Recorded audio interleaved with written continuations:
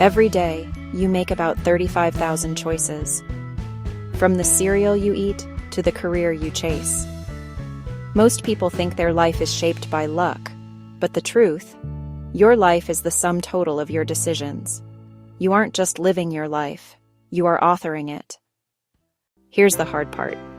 The best choice usually feels the worst in the beginning. It's the workout that hurts. It's the no to a party so you can study. We often mistake initial pain for a wrong turn, but growth and comfort can't live in the same house. To make the best choices, you have to trade immediate comfort for long-term respect for yourself. So how do you stay the course when it gets tough? Stop looking at the mountain and start looking at your feet. Consistency isn't about feeling inspired, it's about non-negotiables. When you decide to do something, take the choice out of the daily routine. Don't ask yourself if you're going to do it. Just do it because you already decided. Now, you can't do it alone, but not all advice is good. How do you tell?